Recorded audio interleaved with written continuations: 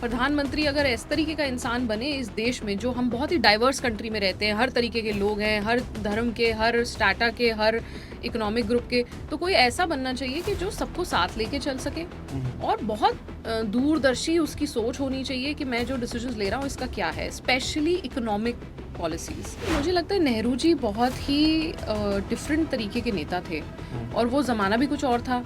अब जैसे ही was very vocal about the fact that he was an atheist. अब आज तो कोई इमेजिन भी नहीं कर सकता कि कोई नेता आके इस तरीके की बात, एवरीबडी इज पोजिशनल, कोई कह रहा है हम हिंदू हैं, कोई कह रहा है मुसलमान है, फलाना है। इंडिया में अनफॉर्चुनेटली पितृ मोह में और पुत्र मोह में, दोनों में, फादर के प्यार में भी और बेटे के प्यार में भी बहुत कुछ इंडिया ने गो थ्रू किया है जो शायद नहीं करना चाहिए था। जितनी भी पार्टीज हैं उनके पास भी ऑटोनॉमी है कि वो अपने संविधान में, अपने विद इन द पार्टी संविधान में 33% क्या 50% देना चाहिए उनको, कि हम 50% टिकट्स विमेन को देंगे। अगर एक औरत घर में मर्दों के लिए फैसले लेने लगे, वो बन जाए leader, head of the house, जिसको हम मेट्रियार्कल सोसाइटी कहते हैं, तो वो तो बिल्कुल ही नहीं पॉसिबल है। I have noticed that men are very good at talking about things, but when it comes to execution you always need women. Specially UP के जो, अगर आप थोड़ा लखनऊ जैसे बड़े शहरों से थोड़ा आगे निकले तो women are not very aware. So I want to be my kind of leader. मैं किसी और के जैसे बनना तो बिल्कुल नहीं चाहती हूँ। नमस्कार दोस्तों, कैसे आप लोग? उम्मीद है आप सभी अच्छे होंगे। आप देख रहे हैं 4 PM। मैं हूं आपके साथ हिमांशु मिश्रा और मेरे साथ हैं राबिया किदवई जी। बहुत बहुत स्वागत है मैम आपका। राबिया जी, विधानसभा के चुनाव उत्तर प्रदेश में होने वाले हैं और आप जो आज लखनऊ में मौजूद हैं, तो क्या प्लान है विधानसभा चुनाव को लेकर? उत्तर प्रदेश का चुनाव जो नेक्स्ट ईयर है, in a couple of months, 7-8 months में, तो डेफिनेटली ये इंडिया गठबंधन की जो बैठक हुई उसमें आम आदमी पार्टी शामिल नहीं थी और तो आम आदमी पार्टी की भूमिका तो अभी थोड़ा सा सोच विचार में है। और रहा सवाल मेरा, तो मैं तो हूँ यूपी से और लखनऊ जो है वो मेरा एक सेकंड होम है एंड हम लोग ओरिजिनली बाराबंकी से हैं। तो मेरी भूमिका डेफिनेटली रहेगी, मैं इन्वॉल्व भी रहूँगी और बाकी ऊपर वाला जैसे उसकी मर्जी हो उस तरीके से। चुनाव लड़ने का प्लान बन रहा है? देखिए, मन तो हमेशा नेता का करता ही है कि हम चुनाव लड़ें और ये मेरा, क्योंकि लाइक आई सेड, घर है, ये मेरी कर्म भूमि है। 4-5 पीढ़ियों से हम लोग जो हैं तो वो यहीं से हैं, तो यहाँ से हो तो उसका एक अलग मज़ा है। तो डेफिनेटली दिल तो है। अच्छा, क्योंकि हर नेता का ये सपना होता है कि वो चुनाव लड़े और जीते।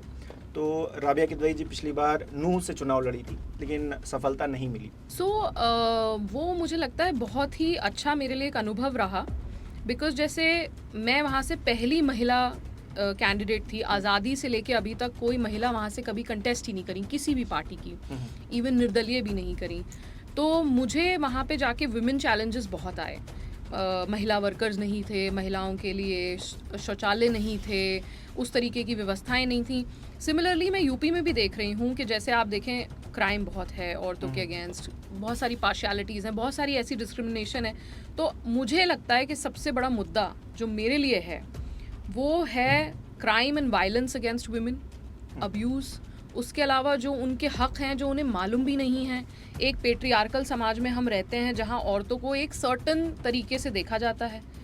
तो यूपी के चुनाव में और यूपी के एज अ लीडर मैं प्रेफर करूंगी कि मैं औरतों के बारे में ज़्यादा बात करूं और उनके मुद्दों को उठाऊं। अच्छा, आपने डिस्क्रिमिनेशन का जिक्र किया, तो क्या लगता है किस तरह का डिस्क्रिमिनेशन होता है और इससे कैसे मतलब सही किया जा सकता है सोसाइटी में? देखिए, सबसे पहले तो औरतों को खुद जागरूक होना पड़ेगा कि उनके साथ कहाँ कहाँ इस तरीके के डिस्क्रिमिनेशन, अब्यूज़ हो रहे हैं जो पेट्रियार्की ने हमें इतना कंडीशन कर दिया, इतना प्रोग्राम कर दिया, हमें खुद ही नहीं मालूम है कि हमारे साथ हो रहा है। अब जैसे हम एक छोटा एग्जाम्पल दें, इंडिया में लक्ष्मी पूजा की जाती है, औरतों को हम लक्ष्मी मानते हैं, लेकिन आप अपने घर में चेक करिए, क्या आप औरत को फाइनेंशियल फ्रीडम दे रहे हैं?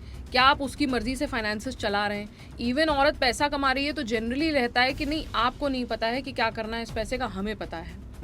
सो द थिंग इज़ कि ये बड़ा एक कॉन्ट्रोडिक्टरी सोसाइटी में हम रहते हैं, जहाँ हम कहते तो हैं कि हम पूछते हैं औरतों को, बट उनको वो ऑटोनॉमी नहीं दी जाती, उनको वो एजेंसी नहीं दी जाती है, उनको ये सिखाया ही नहीं जाता है कि वो अपने फैसले खुद लें। और उसके बियॉन्ड अगर एक औरत घर में मर्दों के लिए फैसले लेने लगे, वो बन जाए leader, head of the house, जिसको हम मेट्रियार्कल सोसाइटी कहते हैं, तो वो तो बिल्कुल ही नहीं पॉसिबल है। तो I think we have a long way to go. और विमेंस राइट के ऊपर ना बहुत मतलब 80-90% औरतें तो आती भी नहीं हैं बाहर, जिनके साथ कुछ होता है ना वो रिपोर्ट करती हैं, ना वो उस बारे में बात करती हैं। उसके भी अपने अपने रीजंस हैं कि वो क्यों नहीं बात करती हैं। लेकिन कहा तो जाता है ना 33% हम रिजर्वेशन देंगे, महिलाओं को आगे बढ़ा रहे हैं, उनकी सेफ्टी पर ध्यान दे रहे हैं, क्या इतना काफ़ी नहीं है? तो ये इम्प्लीमेंट क्यों नहीं हो पा रहा? बिकॉज मैं बड़ा सिंपल रीज़न है, जितनी भी मेजर पॉलिटिकल पार्टीज़ हैं किसी का भी प्रेसिडेंट महिला नहीं। वरना अगर आप संसद में या असेंबली में उसे नहीं भी इम्प्लीमेंट कर पा रहे, within the organisation as a party आप इम्प्लीमेंट कर दीजिए। लेकिन मायावती जी तो हैं, वो एक ही है ममता ना। बनर्जी जी। करेक्ट। तो ये दो को अगर आप छोड़ दें, and I hope that they will do it, बाकी जितनी भी पार्टीज हैं उनके पास भी ऑटोनॉमी है कि वो अपने संविधान में, अपने विद इन द पार्टी संविधान में 33% क्या 50% देना चाहिए उनको, कि हम 50% टिकट्स विमेन को देंगे। बिल्कुल सही बात है। जिसमें हो सकता है थोड़े बहुत वो सब भी हो कि किसी एमएलए की बहन और किसी एमएलए की बेटी हो, विच इज़ ऑल्सो फाइन। अगर वो एक्सपीरियंसड हैं, हो सकता है वो क्वालिफाइड हो, उनको घर से सपोर्ट हो, बट उसमें एटलीस्ट अगर 50% दे रहे हैं तो 30% ऐसी भी होंगी कि जो नहीं होंगी उस कैटेगरी की। तो ये इम्प्लीमेंटेशन तो बहुत सिंपल है, आपको गवर्नमेंट की वेट करने की जरूरत ही नहीं है। पर वो क्यों नहीं हो रहा है? बिकॉज हम बातें तो करते हैं बड़ी बड़ी कि हमें औरतों को हक देना है, it is such a simple solution. क्यों नहीं इम्प्लीमेंट कर रहे? आप जितनी मेजर पॉलिटिकल पार्टीज हैं, आम यूपी की और एज वेल एज इंडिया की, all of the presidents are men. So whether and it's uncomfortable for men to work with women, वो भी एक मसला है कि उनको लगता है कि ना अच्छा इनको कहाँ खड़ा करना है, कहाँ बिठाना है, कहाँ इनसे बात करनी है। तो ये सारी ट्रांजिशन जो है वो चल रहा है। अगर हम यूपी की ही बात करें, किसी पॉलिटिकल पार्टी की एज अ ऑर्गेनाइजेशन बात करें, जिस दिन कोई औरत बराबर पे खड़ी हो जाएगी कि या तो मैं सीएम बनूं या तो आप बने, उस दिन देखिएगा, या तो मैं प्रेसिडेंट बनूं या आप बने, उस दिन देखिएगा। सो इंडिया में अनफॉर्चुनेटली पितृ मोह में और पुत्र मोह में, दोनों में, फादर के प्यार में भी और बेटे के प्यार में भी बहुत कुछ इंडिया ने गो थ्रू किया है जो शायद नहीं करना चाहिए था, और वो पूरे समाज को भुगतना पड़ा। आप किसी को टारगेट कर रही हैं? देखिए, इसीलिए बिना नाम लिए मैंने ये कहा है, और टारगेट नहीं कर रही हूँ, पर ये सच है कि वो जो एक सोच थी कि बेटे को ही लाना है, उस चक्कर में कितना हम लोग सफ़र कर रहे हैं। और उस चक्कर में जो प्रॉबली एक यूनिफॉर्म सोसाइटी हो सकती थी, एक अनबायस सोसाइटी हो सकती थी, वो नहीं हो पा रही है। अब वो सब अलग डायरेक्शन में चला गया है। तो मुझे लगता है सबसे पहले women political leaders should acknowledge. हम तो ये मानना ही नहीं चाहते, हम कहते हैं नहीं नहीं वो बड़ा अच्छा काम हमारे लिए कर रहे हैं। No, I am sorry, it is a very simple solution कि ऑर्गेनाइजेशन के अंदर आप इम्प्लीमेंट कर दीजिए। तो पहले women leaders should acknowledge that, उसके बाद उसे इम्प्लीमेंट करवाएं। सबसे सिंपल मैं आपको इसका एक बताती हूँ। जैसे मैं मेवात गई या मैं और कहीं भी जाती हूँ, औरत को देख के ही सिर्फ औरतों को अप्रोच करना ईजी हो जाता है। It is easy for them to come and talk to me, it is easy for them to walk in to my office, it is easy कि अगर एक महिला एमएलए है तो आप उसके घर 9 बजे भी अगर जा रही हैं, आप सेफ फील करती हैं। तो सबसे बेसिक तो यही है कि औरत पहले आके बता तो पाए कि मेरा इशू क्या है। वो चैलेंज आपको लग रहा है कि ये बहुत छोटी बात है, ये बहुत बड़ी बात है। एक महिला को देख के एक महिला बात कर पाती है, अपने इश्यूज बात कर पाती है, that itself helps with everything. So मुझे लगता है पॉलिटिकल पार्टीज को सबसे पहले 50% टिकट्स जो है असेंबली में एज वेल एज लोकसभा में तुरंत अपने कॉन्स्टिट्यूशन में चेंजेस करने चाहिए कि हम औरतों को ही देंगे। जेपी तो ये दावा करती है, ये कहती है कि विमेन सेफ्टी को लेकर हम काम कर रहे हैं, या फिर जो चीज़ें पिछली सरकारों में होती थी उससे बेहतर हम अपनी सरकार में विमेंस के लिए कर रहे हैं। तो उस कमेंट को आप किस तरह से देखते हैं? तो जब आप विमेन सेफ्टी की बात करते हैं, इसका मतलब ये है कि आप ये एडमिट कर रहे हैं कि विमेन अनसेफ हैं।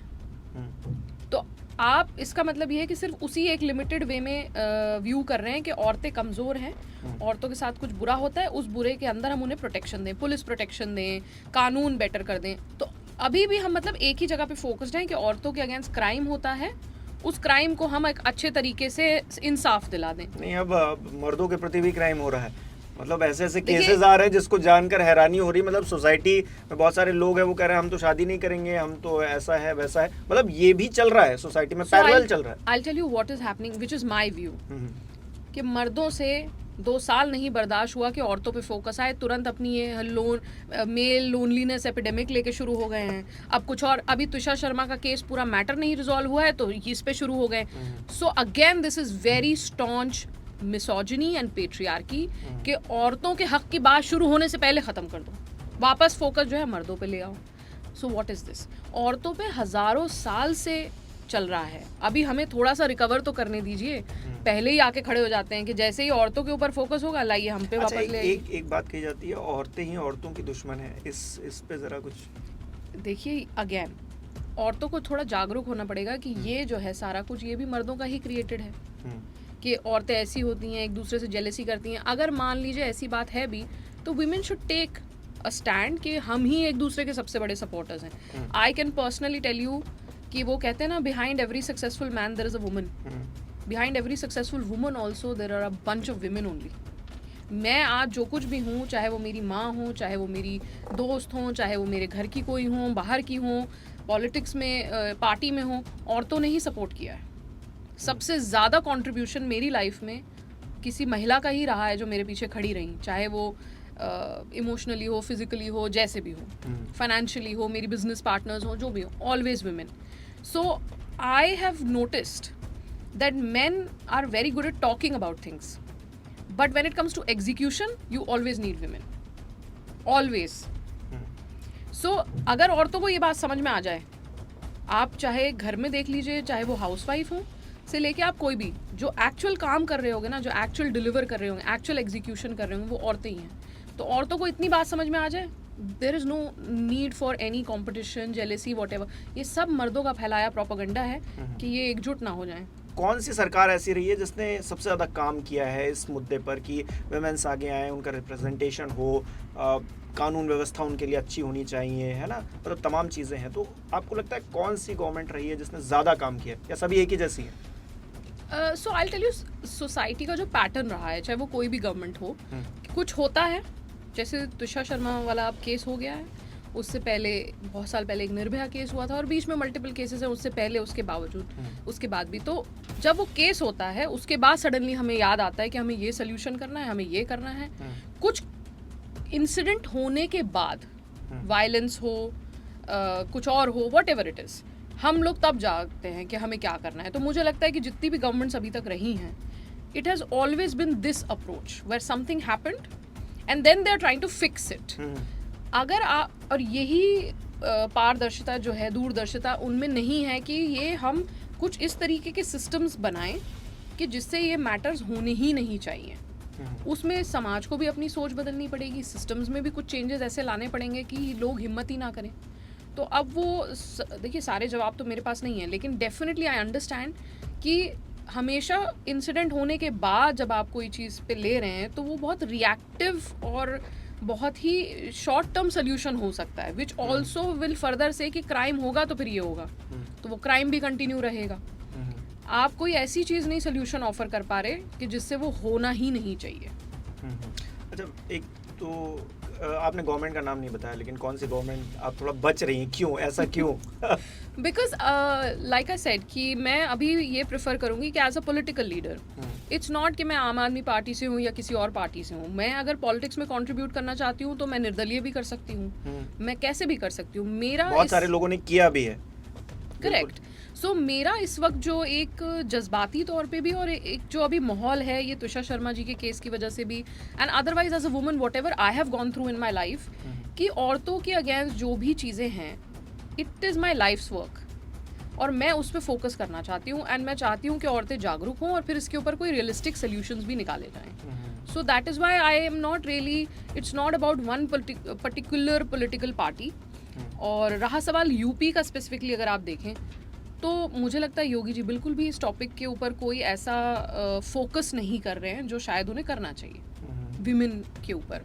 Women safety is a very small part of the whole women empowerment scenario.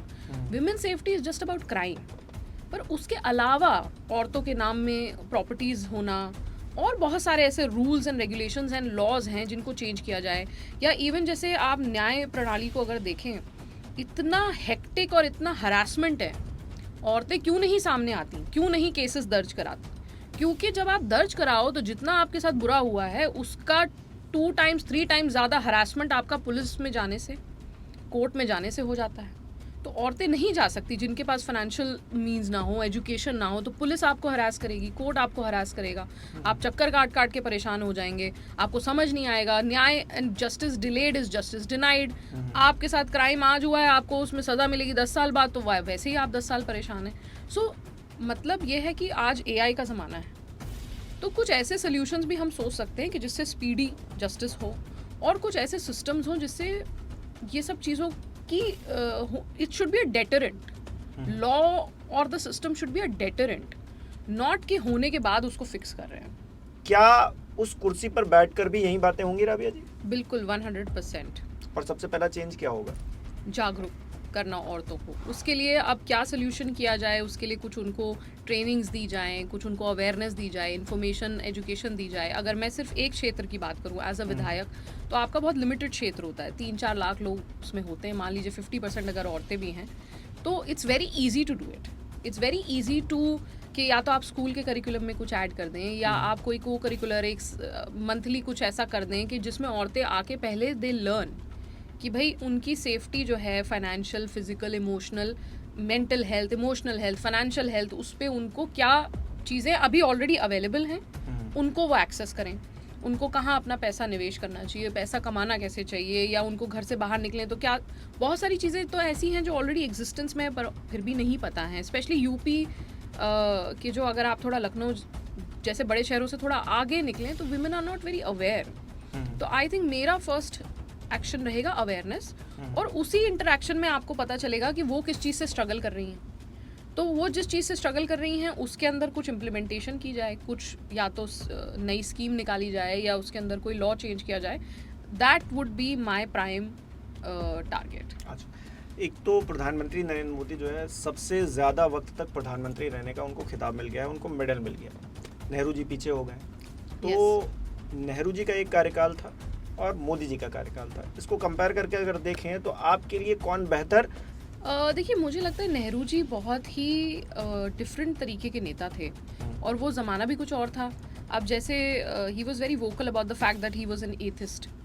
अब आज तो कोई इमेजिन भी नहीं कर सकता कि कोई नेता आके इस तरीके की बात, एवरीबडी इज़ पोजिशनल, कोई कह रहा है हम हिंदू हैं, कोई कह रहा है हम मुसलमान हैं, फलाना है। लेकिन तो he was a very authentic leader, वो जो थे वो वही थे। और दूसरा मुझे लगता है कि वो बहुत इंक्लूसिव भी थे, he was very willing to hear other people.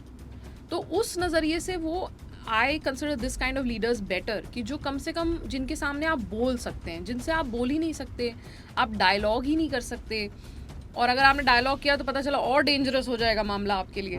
तो that is fundamentally not leadership according to me.